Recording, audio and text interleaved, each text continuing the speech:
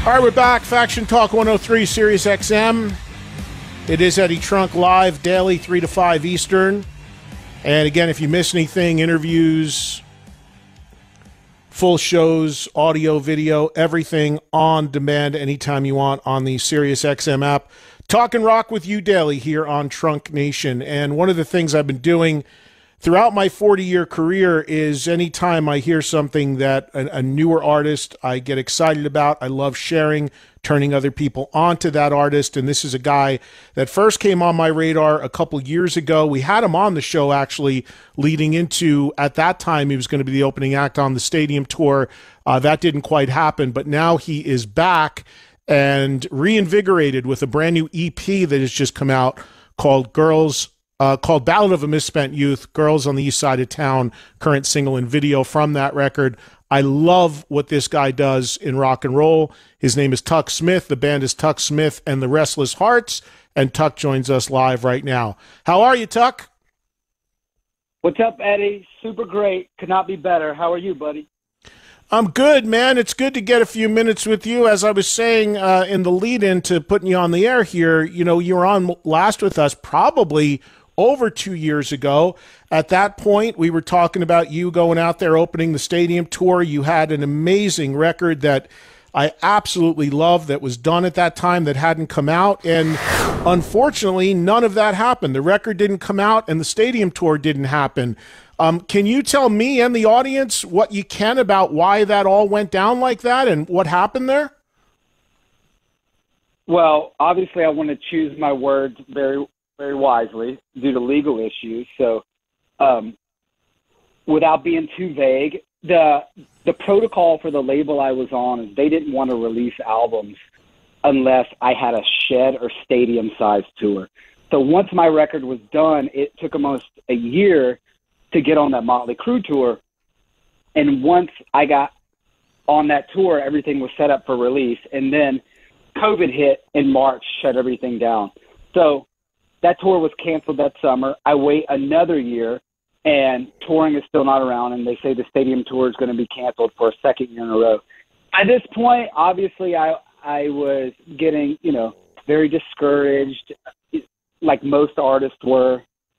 And that's when kind of the troubles and the turmoil with the label started, behind the scenes kind of stuff. And at this point, we didn't know if that tour was going to happen for the third year in a row. And so at that point, I had to make a decision. Do I want to wait 3 years before I release any music? Because as an artist, you've got to water it, you got to feed it, or it dies. And I was like, man, I really want to release music. So I tried to compromise and say, hey, guys, can we put my record deal on hold? I'll self-release some music. Is there anything I can do? Can I do another EP? Just so I'm not sitting here stagnant. And it got to the point where they offered to release me. And I took that offer knowing that I was probably going to be dumped off the Motley Crue tour. And they kept the record, and they gave me the option to buy it back, which I couldn't afford. And I tried to shop it, and no labels wanted to really invest in a guitar rock record coming out of the pandemic. So I just said, screw it, I'm going to put my own record out. And that's kind of where the journey restarted. You know, it's interesting of you saying about your previous label, which has that record, not wanting to put a record out unless you were on a major tour. I understand that, but here's the thing, and we talked about this when you were on with me when you thought you were going to do that tour. The reality is that there were not going to be many people that would have seen you on the stadium tour if you had done it anyway, given the fact that there would have been 4 bands on after you, and you'd be going on at whatever it is, 3 o'clock and playing 20 minutes. The band that ended up getting that slot, as you know, when that tour happened, a band called Classless Act, which I had on, and I got calls from people during that tour that told me that sometimes when they were playing, the doors weren't even open yet on the stadium. And when they finally got in there, there was like a handful of people that even had if they wanted to get in to see them, that had the ability to do it. And they played like 20 minutes. Now, look, it's a great spot. Nobody's going to turn down that opportunity. But that marketing logic doesn't make a lot of sense to me, given that the placement you would have had and the amount of people that would have been in there, even if you would have done it. I 100% agree. And my contract that I had for that tour was actually a 15-minute set. And 15. I don't want to get into the I don't know what they got. I don't want to get into the politics too much, but I was going to have to figure out how to raise so much money to do that tour. And I basically had no choice. And look, I have nothing against features or anybody, but one of the other stipulations for that tour was I was going to have features on my songs on the debut album. And once again, if you want to do that as an artist, that's cool, but I didn't want that. And there was many stipulations attached to it. And it's a great opportunity, but I knew exactly what you said was the case. So I decided, you know what, I'm just going to risk it. And immediately I was dropped from the tour, and a couple months after my booking agents left me. So, yep. Well, and by features, you mean guests. Like for their record, that makes sense then because they had Vince Neil on a track and things like that. So they were looking for named people to guest on a record to maybe give it a little bit of extra push. And look, I get that. It's tough out there. There's so many people releasing music. Everyone's looking for a way to stand out of the pack a little bit. But my only point about that is, and it's bared out, I mean, having a fifth slot on a 4-band bill with 4 bands after you playing 15, 20 minutes, nobody's going to break off of that. I mean, no one's going to say no to it, but nobody's breaking off of a position like that on a tour in the summer, especially on a weekday when there could be nobody in the building. Well, it's all about the quote unquote algorithms. So I'm a songwriter. I don't know about the algorithms, but apparently that's what matters. Yeah. Well, listen, man, moving on the last thing on this before we move forward is, and I've said this to you and your manager via text over the last couple of years, the record that did not come out, that you now say your previous label owns and you couldn't find placement for it. Dude, you know how much I love that record. That is a phenomenal record with phenomenal songs. I hope and pray that some way, somehow, that record sees the light of day. Is there any movement on that? Is there any way it ever reverts back to you? Do you think maybe if you get a new deal, maybe then that label will have the money to buy that record back and put it out? Because to me, it's one of the best rock records to have been made in the last 10 years, and I just hate the fact that nobody can hear it beyond the 3 singles that were released leading into it. It's a shame. You know, we were, like I said, I don't want to repeat myself. So we were given the option to shop it, and we shopped that record to indie labels and major labels, and nobody bit, man. And I don't know about the contract. Maybe there's a re-record clause in 5 or 7 years, but you know, my only hope was that this record does well, and maybe that label will want to ride off that and release the record so it just doesn't sit there. But that's got to kill you. That's got to kill you as an artist to make a debut record that, in my opinion, is so strong, and I'm sure you feel strongly about it. Put all that work into it. You had a major producer attached to it. I know you can't dwell on it because you always got to keep thinking forward, but to have put, I know what people like yourself as a songwriter put into crafting songs like that. It's got to kill you to know that thing exists as a finished product, and you can't get it out there to people. Yeah, I mean, look, I try to make it look easy on the internet and fun, but so much work goes into making a record and to get it out and to get a producer like Cavallo and to write. I wrote 40 songs for that record, man. So, yes, it was absolutely heartbreaking. And it was a lot for me to let it go. So you can kind of tell, for me to let that record go, the state I was in with the label and the pandemic. So it was a hard decision to make. Yeah, no doubt. Well, I hope it can see the light of day. It's a regular listen in my rotation, but I want so many people. You got a sneak peek. Oh God, I wish people could hear it. But that being said, okay, so hopefully that thing comes out one day because it should. But that being said, I am so glad you dusted yourself off, you persevered, and you've now put out what I guess is your first official release under Tuck Smith and the Restless Hearts, and that is a 6-track EP called Ballad of a Misspent Youth. How quickly did you start putting these songs together when everything went down? You know, was it right after everything went down that we just talked about, or did you need a minute and kind of figure out what your next moves were going to be? So to clarify, the vinyl is 6 songs, but once I did the deal, I put 2 more songs, so it's an official old school Alice Cooper style 8-song record digitally. But yes, after I realized that nobody was going to buy that record back, I was in quarantine. I was the silver lining out of it was I was able to sit at the piano or the guitar every day and write. And so I wrote 2 more albums worth of songs in that because I was just so emotional about my escape to kind of sit down and write. And I wrote everything in solitude. There was no outside songwriters. There was no A&R people. There was no committee. And so it was a really kind of pure process to write this record and the other songs.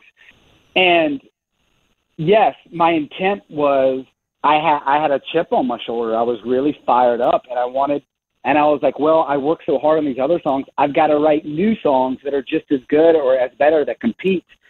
And yeah, we went out and shopped those demos again, to no luck. And luckily, John Greenberg and Marty Fredrickson, they started to imprint through Virgin, and they said they wanted to put out rock and roll records of the kind of music they loved. And that's what happened. So the EP is out. So the CD of the EP you sent me, I think, had 6 songs. You said the vinyl 6 songs, but there's an additional 2 songs that are digital only. Yeah, once I started working with this new label, MRG, they said, we love the 6 songs. Let's make it an old school full length. So they wanted me to go back into the studio, and I cut 2 more songs. So that vinyl and CD will be very limited. When it's repressed, it'll have the full 8 songs on it. So it's kind of cool if you collect vinyl or CDs.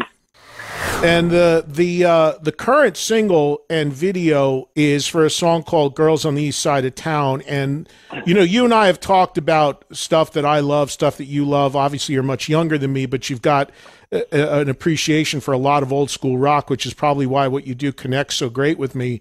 But to me, and I'm sure you've heard this from a bunch of people, that song, the current song, Girls, the harmony guitar lick in that, it's so Thin Lizzy, dude. Were you a Thin Lizzy fan? Did you channel that, or did that just happen?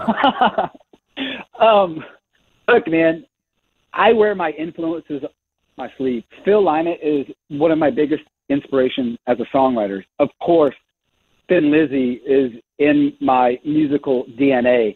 So the biggest influences on that song was 70s Springsteen, because I feel like Phil Lynott and Springsteen were kindred spirits with their kind of storytelling songwriting.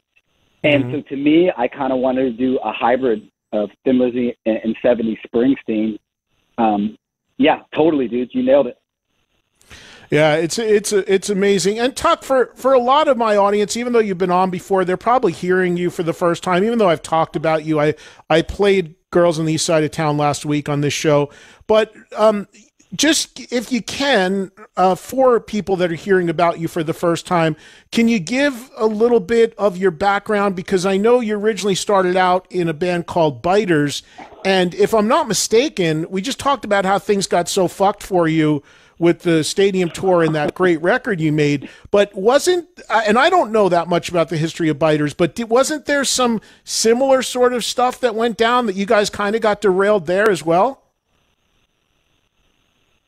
Yeah, man, I know that I'm not the only artist that's had label problems and turmoil, and unfortunately, it's hard for me to sit down and shut the fuck up. So I buck back at the labels, you know, sometimes, and things happen. And yes, Biters, I basically, you know, had to put that to bed and kind of go solo. But yeah, I was in that band for 9 years, and we blazed a hell of a trail and put out some really great records. And we're doing a lot in the UK and Europe, and it was much in the same style. I had a little more of a punk influence, but it still had the vein of 70s glam and classic rock and power pop in that as well. You know, I've not heard that stuff to this day. Are those records still available? Yep, they're for streaming. I think you would really like it. I really do. Yeah, I got to listen to it because I heard about the band when you were doing it, but I've never really heard the music. So I got to go back and check some of that out because I heard nothing but good things about it. But that band is for now a dead issue for you. Yes, I've just moved on, and the members are in other bands, and yeah, it's done with. I don't own the rights to that or anything Right. or the name. So So going you got to keep forward moving, now, man. what are you as far as live shows? I mean, I follow you on socials. I know that you're based in Nashville now, and occasionally you have a date there, and a few things you'll pop up. I think you played. I don't know if I'm not mistaken. You played at one of the cruises or something recently. So tell me about the live shows with the band. What's coming up, and maybe some of the stuff you've done recently. Right. Yeah, we just announced a Nashville show here, and we're about to announce an Atlanta show, so some regional. But I just started working with CAA, two great agents, Jeff Rasco, Jared Martin, and I'm already starting to get some festival dates locked in for early summer, and I'm up for a lot of tours. So I'm really feeling confident that 2023 I can get back to where I was pre-pandemic, which is a beautiful thing, man. Yeah, I'm telling you, man, I got a lot of respect for you, not only because of your music and what a fan I am of it, but your perseverance. I mean, you to get knocked down a couple times, you only keep coming back stronger, and this EP is phenomenal. So congratulations. Well, now full album, as you said, 8 songs. So congratulations on that, man. I really hope you can break through because I think, I think what you're doing is killer. Thanks, buddy. You know, your support means a lot to me, especially for the kind of style of music I'm doing. There's only a handful of bands across the globe, and you're a big voice. So to be able to put this on your pedestal, man, it's killer. Thank you. Well, like I was telling my audience before, I mean, there's so many artists out there right now, and it's like it's really hard for fans to find the good stuff because anybody can literally put out music now in so many different ways. So for me, I got to be real selective and cherry pick, and the only way I just get excited because I'm still a music fan and I'm a rock fan, and when I hear stuff that's great, when I started 40 years ago, that's what it was about, sharing it with people. And back then I was doing it and I'm still doing it. And that's the thing that motivates me, man. Just at the end of the day, just like you, when, being a music fan, I mean, there's nothing that fires you up more than just hearing great music, whether it's new or classic, right? 100%. I'm always looking for that feeling it gets when I get something, the chill bumps. But I will say, I wish you were still an A&R guy, Eddie. That wouldn't get my record out. Well, Tuck, I said that when this record that still hasn't come out went down, I actually tweeted that because I did work for a label for 4 years, and I was like, if I was in A&R, I'd sign this guy yesterday and put this record out because. Again, I mean, look, I mean, I know you, but we've never even met. I don't know you that well. It's not about anything except for how great and how much I believe in what you're doing. So if I ever do I'll give you this, if I ever do go into the label world again, which is highly unlikely, that first record's coming out and, we're putting Troubled Paradise out as a single and we're going, buddy. Trunk Records does have a good ring to it. We could see the logo. It'd be like an elephant trunk spinning around. It could be the whole thing. I like it. At 58, I'm starting a record company. That's just what I need. Let's go. Yeah, that's funny. Well, listen, man, thanks for a few minutes. Everybody check out Tuck's music. The album is out right now. Again, it's called Ballad of a Misspent Youth, and the current single is called Girls on the East Side of Town, and you can hear it streaming services. And if people want it physically, Tuck, where do they go? Right now, I'm selling it through a merch company called Merch Mountain, and it's on my website. And I signed a bunch. We got vinyl, CDs, and all that money goes back into the project to keep it going. So it's very, farm to table, I should say. So, yeah. Yeah. Yeah. And by the way, thank you for sending me those T-shirts. I will absolutely wear them and be representing for you out there as well. Thank you, brother. I appreciate you, man. Well, listen, man, hopefully I'll get to see you soon. I'm dying to see the band play live soon, and hang in there and keep chipping away. Buddy, I hate to break it to you, but I don't really play live. I just limp seek, and I play to a bunch of backing tracks. So you might not want to come see the show. Good one. I'm kidding. No, I know can't you're afford kidding. backing tracks. So You can't afford a laptop. hey, kids, if you want to get into rock and roll, don't expect to be able to buy a laptop. That's a good one, man. Tuck, thank you so much, man. We're going to let people hear because, again, when I talk to newer artists and I'm excited about them, I think it's important for people to get a chance to hear the song. So, Joel, let's do the title. We did the current single. Let's do Ballad of a Misspent Youth. Let's do the title track to the record and let everybody hear what Tuck's all about. And let's play the whole song, and then we'll hit a break, and then we'll come back and we'll do a few other things here. So, Tuck, we're going to play your song. Thank you, man. Stay in touch. We'll talk to you soon. Thanks, brother. Peace. See ya. Tuck Smith and the Restless Hearts. We'll be right back. Check this out. This is just great rock and roll.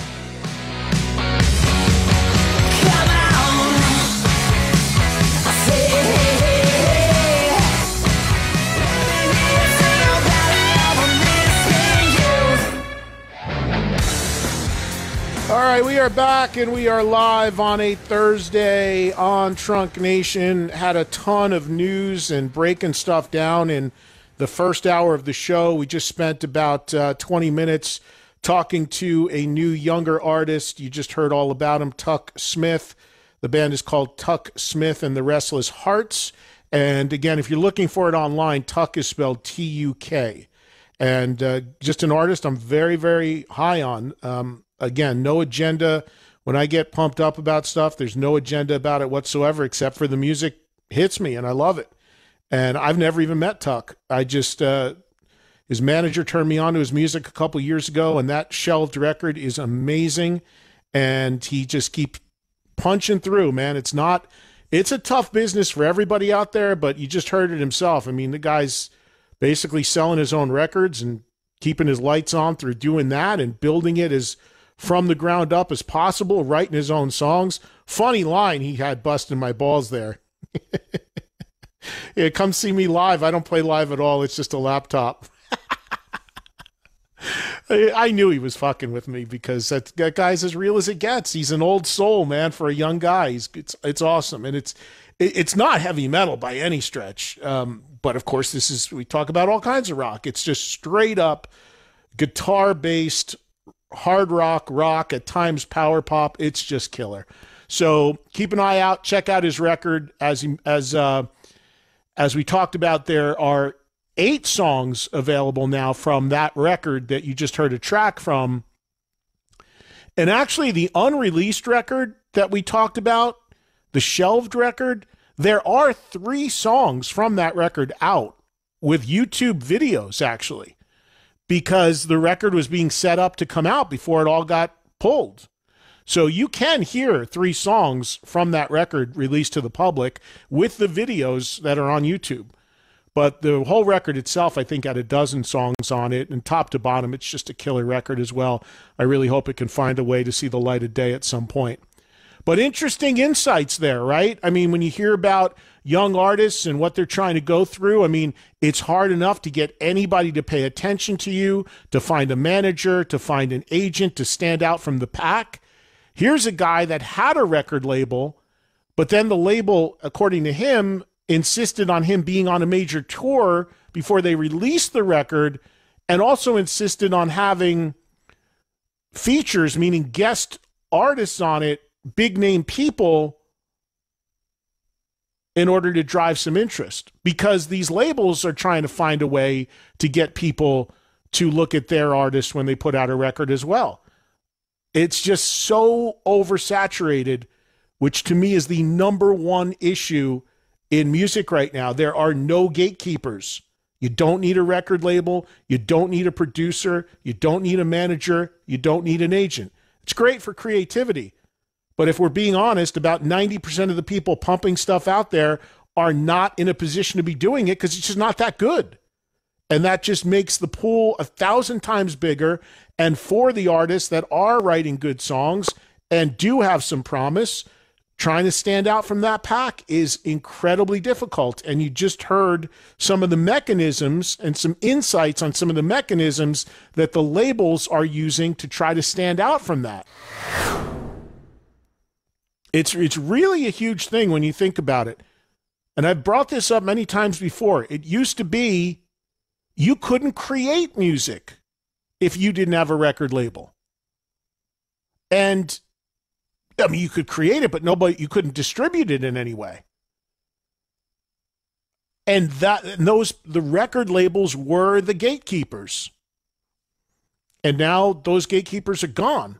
I mean, sure, there's still record labels and there's still gatekeepers, but you don't need them anymore if you want to put stuff out. And that's the problem. I mean, in my position over the decades, I am sent music constantly. And honestly, the majority of it is not good.